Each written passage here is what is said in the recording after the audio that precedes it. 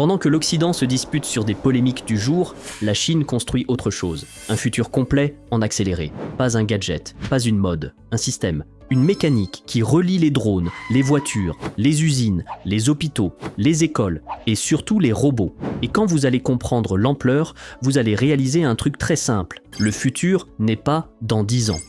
Il est déjà là. Parce que la Chine ne prépare pas seulement des villes intelligentes. Elle prépare une armée de machines, une armée de robots capables de remplacer des humains, de travailler, de surveiller, de livrer, de conduire, de soigner et de se multiplier. Et tout ça se fait sans bruit, pendant que le reste du monde regarde ailleurs. On commence doucement, avec un détail qui a l'air banal, mais qui dit tout. La livraison. Vous vous souvenez quand commander à manger, c'était attendre 30 à 45 minutes, en espérant que ça arrive encore chaud? En Chine, ils ont décidé que c'était terminé. Ils ont créé des réseaux de drones capables de livrer en 15 minutes. Pas environ. 15 minutes, avec une précision au minuteur. La plateforme Meituan affirme avoir réalisé plus de 300 000 livraisons par drone. 300 000. Et dans les campagnes, JD.com fait voler des drones capables de transporter 5 à 30 kilos. Ils appellent ça un pick-up dans le ciel. Des villages qui n'avaient jamais eu de livraison rapide se retrouvent connectés comme si une autoroute invisible passait au-dessus d'eux. Et là, vous pourriez vous dire « Ok, c'est pratique, c'est moderne, mais on est encore dans le confort, attendez la suite. » Parce que pendant que ces drones livrent, la Chine met des cerveaux artificiels dans des millions de voitures. Cette année, 15 millions de voitures neuves en Chine sont annoncées avec des cerveaux robots, capables de conduire sans intervention humaine. 2 voitures neuves sur 3. Et ce n'est pas juste l'assistance à la conduite. On vous vend déjà le concept de la voiture qui pense. Exemple, la GUA01, décrite comme la première voiture dotée d'un vrai cerveau IA. Elle a un partenaire nommé Simo. Vous pouvez lui parler comme à quelqu'un. Vous pouvez être dehors et dire « Simo, viens me chercher ». Et la voiture peut venir toute seule jusqu'à vous, depuis 2 km. Et sa fiche technique ressemble à celle d'un drone de surveillance. 2 puces Nvidia Orin, une puissance de calcul monstrueuse, 11 caméras HD, 12 capteurs ultrasoniques et 5 systèmes radars. Elle peut se garer seule, changer de voie, éviter les obstacles, reconnaître les feux et même tourner à gauche au milieu de la circulation dense sans aide. Sauf que la Chine ne s'arrête pas à conduire. Elle transforme la voiture en machine de démonstration technologique. Prenez le BYD Yangwang U8. Il peut faire un tank turn, tourner sur place à 360 degrés comme une toupie. Il peut aussi se déplacer latéralement en marche du crabe, comme s'il glissait vers une place de parking. Et là, ça bascule dans l'irréel. Ce SUV est décrit comme capable d'entrer dans une eau proche d'1,50 m, de flotter comme un bateau et de se déplacer dans l'eau à environ 3 km/h en faisant tourner ses roues. Imaginez une inondation. Au lieu d'être coincé, vous naviguez avec votre voiture. Et c'est annoncé comme achetable, pas comme un prototype. Et comme si ça ne suffisait pas, il y a les voitures qui se garent, comme si elles dansaient. L'IM Motors L6 est décrite comme capable de glisser latéralement pour se ranger. La BYD Z9 GT, elle, est annoncée capable de se garer en power slide, un stationnement en glissade contrôlée dans des espaces qui semblent impossibles. Puis vient le supercar, parce qu'évidemment, il fallait pousser le spectacle jusqu'au bout. La BYD U9 Extreme est annoncée à 0 à 100 km/h en 2,36 secondes. Et selon ce récit, elle aurait atteint 496 km/h, présentée comme la vitesse d'une voiture de série la plus rapide du monde. Et là, on arrive à la scène la plus absurde et la plus révélatrice. La BYD Yangwang U9 est décrite comme capable de danser. Oui, danser. Un système appelé Dissus pourrait faire sauter la voiture jusqu'à 75 mm, synchroniser des mouvements sur de la musique et réagir en 40 millisecondes. Un supercar de 1287 chevaux qui bouge comme un robot sur une scène.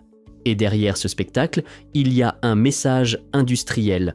BYD vient aussi d'atteindre un cap historique, 10 millions de véhicules à énergie nouvelle. Et pendant que certains vendent le prestige à 470 000 €, eux vendent l'innovation à 220 000 €, avec une vitesse de production qui ressemble à une machine de guerre. Et ce n'est pas seulement une question de voiture, c'est une question de culture technologique. 85% des Chinois se disent à l'aise à l'idée de laisser un robot les conduire, contre seulement 39% des Américains. Ça veut dire quoi ? Ça veut dire qu'un pays entier s'habitue au pilotage automatique, pendant que d'autres hésitent encore à monter à bord. Et même la recharge, ce mur psychologique de l'électrique, est attaqué frontalement. BYD annonce des batteries capables d'ajouter 400 km en 5 minutes. 5 minutes, avec un système à 1 MW. L'idée posée est brutale. Recharger pourrait devenir plus rapide que faire le plein. Et pendant qu'on parle de route, eux construisent déjà le futur, au sens littéral. Des trains qui flottent, des trains à sustentation magnétique annoncés à 650 km/h en 7 secondes. Et un test évoqué au-dessus de 1000 km/h. Avec ça, un Pékin-Shanghai descendrait à 2h30 au lieu de 5h30. Mais le plus important n'est pas la vitesse, c'est le plan. Parce que la Chine ne forme pas seulement des ingénieurs, elle forme une génération entière. Selon ce récit, à Pékin, des enfants dès 6 ans doivent suivre des cours d'IA au moins 8 heures par an. Et 184 écoles testent des programmes encore plus avancés. L'idée est simple. Créer des adultes qui seront natifs de l'IA, comme d'autres générations étaient natives d'Internet. Et pendant que ces enfants apprennent, les robots construisent déjà le monde autour d'eux. Une route construite avec 100 camions autonomes, capables de transporter 85 tonnes en roulant seuls, même à moins 40 degrés Celsius. Des flottes de rouleaux compresseurs autonomes. Des machines qui posent des routes automatiquement au GPS. Des robots qui construisent les routes sur lesquelles d'autres robots rouleront. Objectif annoncé, 5000 camions autonomes de ce type en activité d'ici la fin de l'année. Et ça, c'est le genre de chiffre qui te dit « ce n'est pas un test, c'est une industrialisation ». Et maintenant, on arrive au chapitre que personne n'aime regarder en face, la surveillance. Dans 62 aéroports, des centaines de couloirs de sécurité utilisent la reconnaissance faciale. À Shanghai, on décrit un parcours où vous enregistrez, déposez, passez la sécurité et embarquez sans parler à personne en 12 secondes par passager. Et à Pékin, on évoque plus de 600 points de contrôle biométrique. Mais ce n'est pas seulement dans les aéroports. Plus de 200 millions de caméras de surveillance installées. Un système présenté comme Skynet. Des caméras qui reconnaissent des visages en temps réel, identifient des infractions et selon la narration, pourraient même prédire des crimes. Des policiers avec des casques intelligents capables de scanner une foule et d'identifier instantanément des personnes recherchées. Et au milieu de tout ça, même le paiement devient biométrique. On parle de paiement par la paume. WeChat Palm Pay scanne les lignes et les veines de la main. Plus besoin de carte, plus besoin de téléphone, plus besoin de portefeuille. Plus de 1500 magasins l'utiliseraient déjà, avec un taux d'erreur annoncé à moins d'1 sur 1 million. Et là, on comprend la logique. Si votre identité, votre déplacement, votre paiement et votre accès au lieu passent par des capteurs, alors la société entière devient un réseau. Et c'est ici qu'on arrive à l'élément central, les robots humanoïdes. Le Unitree G1 par exemple, un robot de 1,32 m, 35 kg, 23 articulations, capable de marcher, courir, sauter, danser, faire du kung-fu et aider dans des tâches quotidiennes. Et son prix annoncé, 15 000 €. 15 000 €.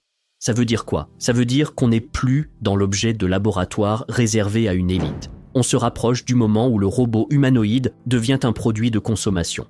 Et à côté, vous avez les chiens robots.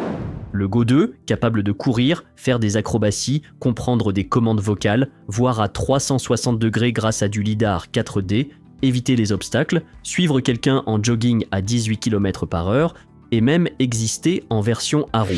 Et ces robots ne sont pas pour faire joli. Ils ont déjà été vus en action lors des Jeux asiatiques, transportant du matériel sportif, et ils sont décrits comme utilisés par des forces de police et des armées dans plusieurs pays.